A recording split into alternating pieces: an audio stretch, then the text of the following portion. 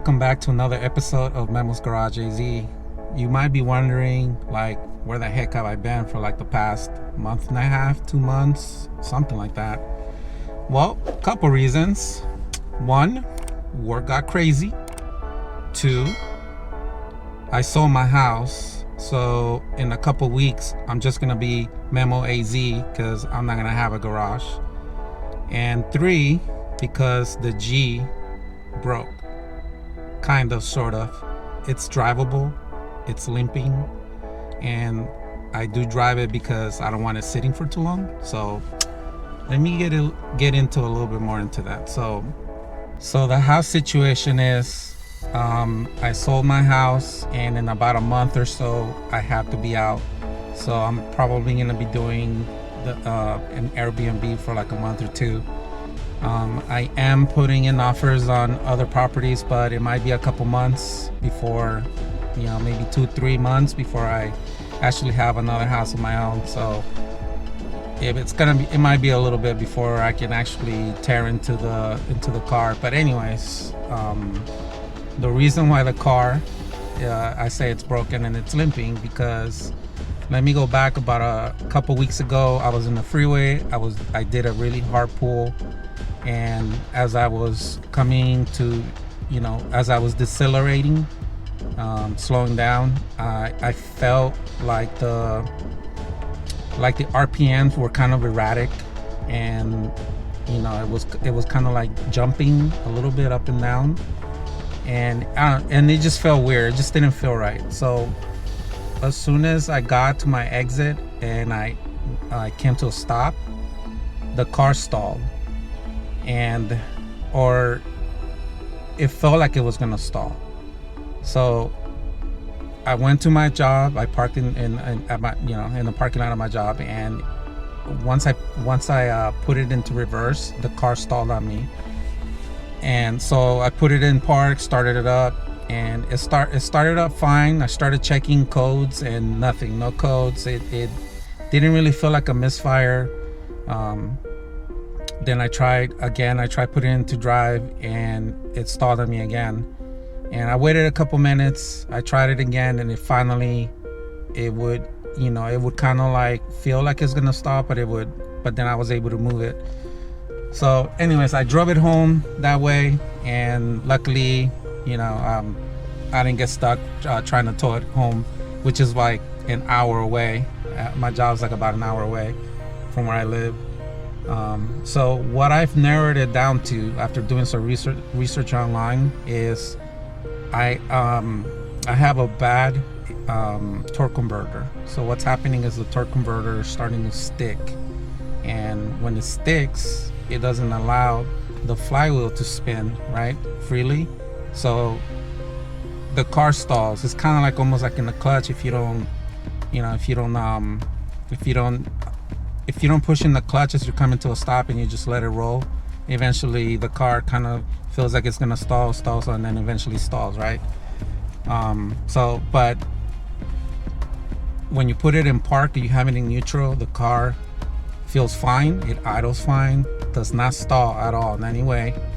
And I've been checking the codes and nothing is throwing no codes, which kind of leads me to believe that it's something mechanical that does not have any sensors hooked up to it, which the torque converter does not. So I'm pretty sure, I'm like 99% sure it's the torque converter. Plus the transmission was starting to feel a little clunky, already anyways. And so I was already anticipating that I might have some transmission issues, like, back a couple months ago. So what I'm gonna end up doing is I'm gonna do the VR transmission swap off of a 3.0T Q60, Infiniti Q60.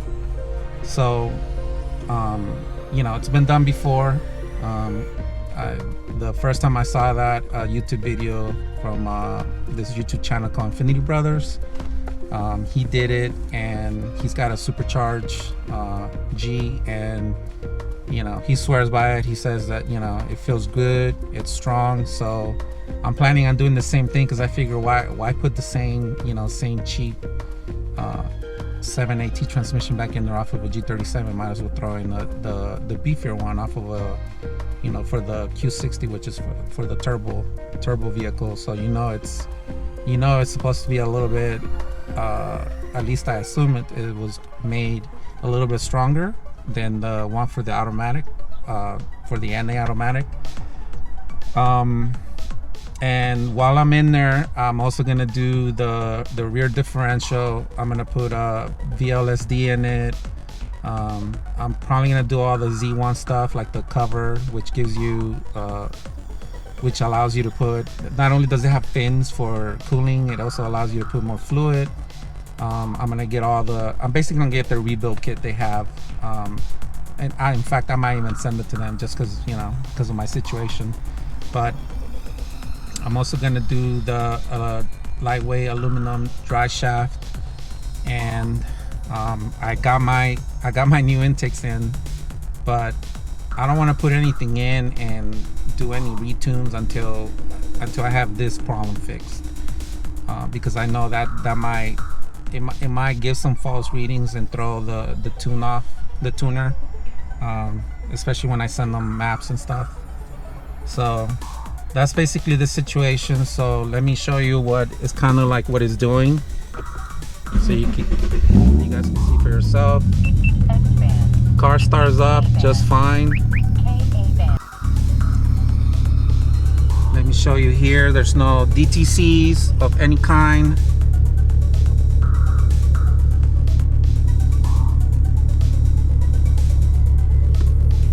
If you look at everything else, temperatures are good. Intake air temperatures, obviously it's 91 outside, and I'm just sitting here idling. Air and fuel's been a little bit kind of wonky, even before I had this problem showed up. Sometimes it would fluctuate to like sitting at a stop light, at a red light. It would go up to like 15 and will drop to low 15s, and then or sometimes it will drop to like high 13s. But for the most part, you look at it right now and it's doing well. It's not doing bad. RPMs, I think they're about where it needs to be. So that's good. But now watch the RPM as soon as I go into drive. There you go. I wasn't even expecting it to die on me on that one, because it's been doing okay. Like it'll go.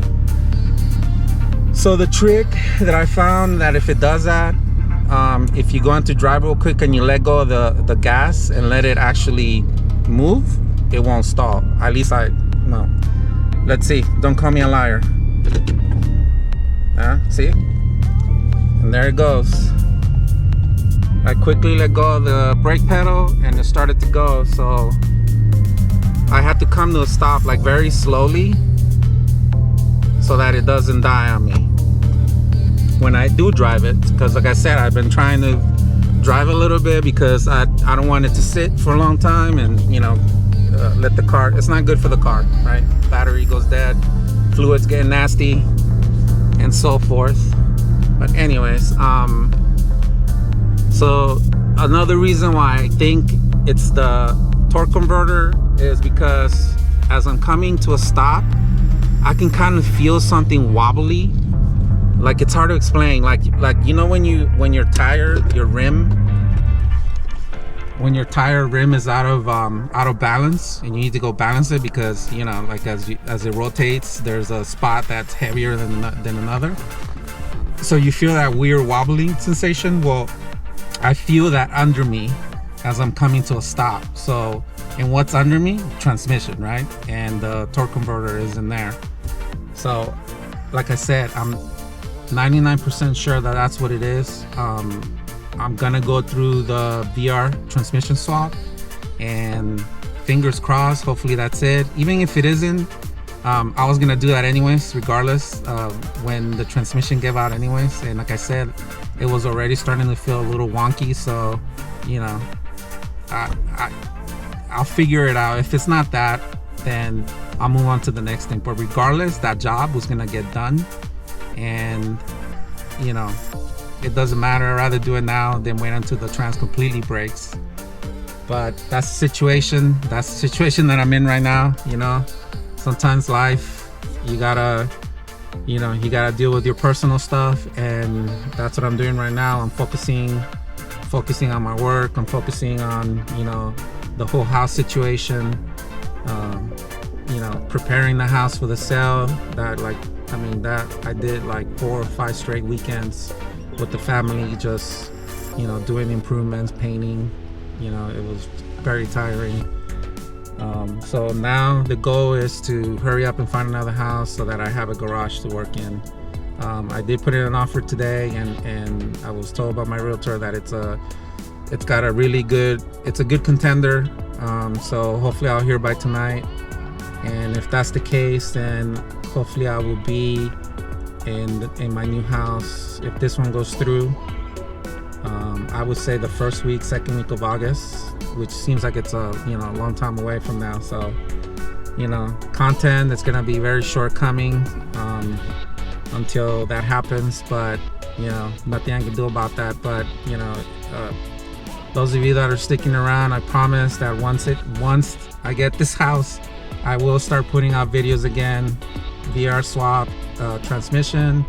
I have the new intakes, the rear diff stuff, the drive shaft, the retune, and I definitely want to go to the dyno. People are gonna start saying, like, you've been saying that for like 2 years. Yes, I know. Someday I'll make it back to the dyno. But I'm gonna leave it with this, okay? I'm already scoping a second car for the channel, and it's gonna be something really, really new, and I'll have more info when I do make my next video, whenever that is. I should know by then what the situation is, but I'm definitely getting a second car. It's between 2 cars right now, and I'm just waiting for some stuff to happen. So it's coming, I promise, and it's gonna be pretty epic. In terms of my channel, it's gonna be epic. I've been wanting to add a second car for a while, but I'm finally gonna be able. I'm finally be in the position, in the situation where I can actually do it. So I'm very excited about that. And you know, when you guys see the car, you guys will be too. But anyways, that's enough of that. Thanks again for watching, and I will see you soon, hopefully.